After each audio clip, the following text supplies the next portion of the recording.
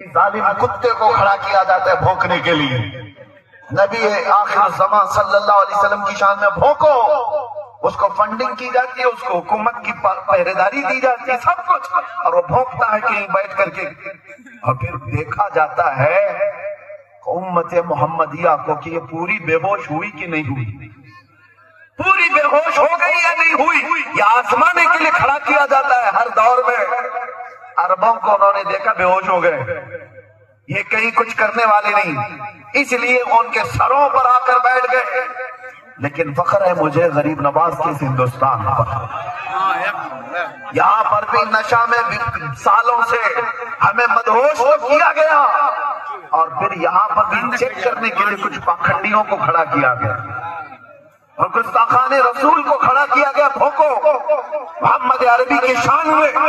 لیکن قسم خدا کی میں نے دیکھا ہندوستان کے مشرق سے مغرب, شمال سے جنوب تک کوئی خطہ ایسا نہیں جو حضور کی گستاخی پر سویا ہوا ہو. ہر محلے کا بچہ کھڑا ہوا اور ان کتوں کو بتایا آج بھی غیرت موجود ہے, اپنا سب کچھ گنبد خضرا کل بھی تھا اور میرے نبی سے میرا رشتہ کل بھی تھا. دنیا کو کیسے پتا چلا کہ یہ ہوش میں ہے؟ یہی رات کے 3 بجے کا مجمع جب کہتا ہے لبیک یا رسول اللہ, دنیا کو اچھی طرح سمجھ میں آیا کہ یہ پورے بے ہوش نہیں ہوئے. اور اللہ کا کرم ہے, ایمان جب تک تمہارا سلامت ہوگا تم بے ہوش نہیں ہوں گے, بے ہوش نہیں ہوں گے. اور اسی ایمان کی بات میں کر رہا ہوں, چاہے جتنے بھی تمہارے اندر خرابیاں لا کر ڈال دی جائیں, لیکن عشق مصطفیٰ موجود ہو تو یہ برائیاں تمہیں بے ہوش نہیں کریں گی. ہاں اسی لیے میں ایک جملہ کہتا ہوں, ہمارا بچہ آج گنہگار تو ہو جاتا ہے لیکن میرے مصطفیٰ کا غدار نہیں ہوتا. گنہگار ہونا اور ہے, غدار ہونا اور ہے. ناموں سے مصطفیٰ پر بات آئے تو یہ سب اپنے گھروں سے نکل جاتے ہیں. ناموں سے مصطفیٰ پر بات آئے تو پھر یہ نہیں دیکھتے کہ میرے لیے آس پاس کیا معاملات ہیں. یہی ایمان کی علامت ہے جو آج موجود ہے. ابھی میں اگر آپ سے کہوں اشہد ان محمد رسول اللہ صلی اللہ علیہ وسلم, میں نے نام لیا میرے نبی کا, تم نے انگوٹھے چومے اور لگائے کیوں؟ اپنے لبوں سے انگوٹھا چوما اور آنکھوں سے لگایا. میں نے کہا تو نہیں کسی کو, میں نام لیتا ہوں آپ کے ہاتھ خود بخود اٹھتے ہیں. نام میں یہ اثر ہے, محمد رسول اللہ صلی اللہ علیہ وسلم. یہ نام جب لیا جاتا ہے, اور غور سے دیکھنا یہ صرف سنیوں کے ہاتھ اٹھتے ہیں, انگوٹھے سب کے نہیں اٹھتے, سنیوں کے اٹھتے ہیں. وہ چاہے کسی بھی حالت میں بیٹھا ہو, ارے پان کھا رہا ہو, کچھ بھی کر رہا ہو, نام آیا تو انگوٹھوں کو بوسا لیا اور پھر آنکھوں سے لگایا. یہ اس بات کی علامت ہے تمہیں چومنے کے لیے آرڈر دینے کی ضرورت نہیں, اندر جو موجود عشق ہے وہ بے اختیار انگوٹھے اٹھا دیتا.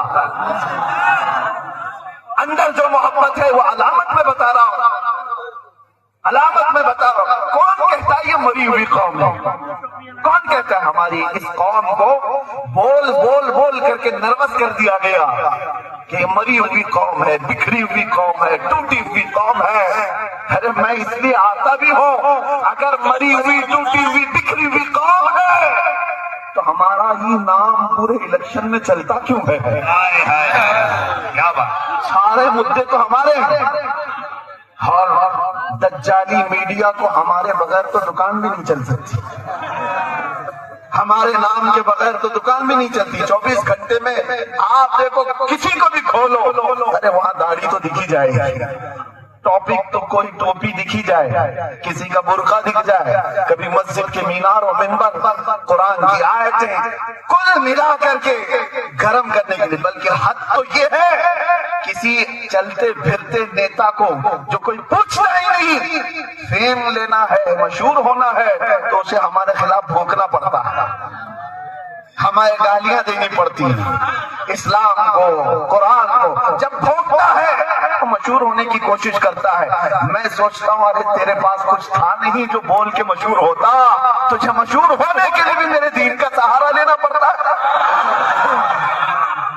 حضور کی ذات پر بھونکتا ہے اور ولت بننے کی کوشش کرتا ہے. لیکن ایک بات میں آپ کو بتا دوں، اس فیم میں اور اس فیم میں بڑا فرق ہے۔ گالی دے کر مشہور ہونے والا اور تعریف کر کے مشہور ہونے والا، دونوں میں بڑا فرق ہے۔ گالی دینے والا ایک بار دے گا، زندگی بھر چھپ چھپ کر کے گھومنا پڑے گا، اور تعریف کرنے والا کہیں چھپ کے بیٹھتا ہی نہیں، بلکہ اس کی تعریف تعریف تعریف تعریف۔ ہم نے دیکھا ہے تعریف کرو مصطفیٰ کی اور اس کے بعد چھپنے کا موقع ہی نہیں ملتا۔ ہم دیکھتے ہیں نہ ہماری رات ہے اور ہمارا دن بچا ہے، سب دے دیا، اور جہاں گئے ہزاروں کے مجمع میں تنہا گئے۔ وجہ کیا ہے؟ فرق ہے، یہی فرق ہے۔ آج سے میں کہتا ہوں جو ایمان کی دولت تمہارے پاس باقی ہے اس کو میں بتانا چاہتا ہوں۔ مرے نہیں ہو، مرے نہیں ہو، باقی ہو تبھی تو ذکر چل رہا ہے، ہمارا وجود ہے تبھی تو ہم گنائے جا رہے ہیں، اور وہ بھی چھوٹے موٹے لوگ تھوڑی نہ ہم کو گن رہے ہیں، بڑے بڑے لوگ گن رہے ہیں، بڑے بڑے لوگ ان کو شمار کرتے ہیں۔ میں کبھی کبھار سوچتا ہوں کہ بہت چھوٹے سے بچے بنگال کے آئے تو جگہ جگہ ان کے ساتھ مار پیٹ، ان کو بھگانے کی کوششیں کئی علاقوں میں دکھتی۔ وجہ یہ ہے کہ بہاری ہونا یا بنگالی ہونا مسئلہ نہیں ہے، مسئلہ اس کا مسلمان ہونا۔ لوگوں کو یہ تکلیف کہ یہ مسلمان ہے، اس کو رہنے نہ دیا جائے، یہ سارے معاملات تمہیں جگانے کے لیے ہیں۔ دنیا یہ بتا رہی ہے کہ آج بھی ہم تم کو شیر ہی سمجھتے ہیں۔ ڈر کس سے لگتا ہے؟ ڈر کس سے لگتا ہے؟ ہاں، کتوں کو ہمیشہ شیر سے ڈر لگتا ہے، بتایا ہی جاتا ہے۔ آج بھی ہم ڈرو مت، ہماری تقریر میں گھوم پھر کے کتا آ ہی جاتا ہے۔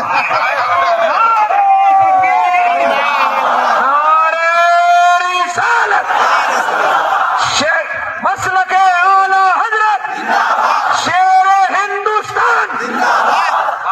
میرے عزیزوں، آپ کو جو ڈرا رہا ہے یہ کہہ کر کے بکھری ہوئی ٹوٹی ہوئی قوم ہے، ان کی طرف توجہ مت کرو۔ آپ کے پاس جو چیز ہے اسے اچھی طرح سے معلوم ہے، اسے اچھی طرح معلوم ہے۔ نبی پاک صلی اللہ تعالیٰ علیہ وسلم پر مر مٹنے کا جذبہ جب تک تمہارے اندر سلامت رہے گا، جب تک باقی رہے گا، خدا کی قسم کبھی تمہیں روئے زمین سے پوری طرح مٹایا نہیں جا سکے گا، کبھی نہیں۔ ہاں، ایک بات ہے، اس قوم کو مٹنا ہی چاہیے جو اپنے نبی کی عزت کے لیے سیریس نہیں، جو حساس ہے، اس قوم کو تو جانا ہی چاہیے، چاہے وہ عالم کے لباس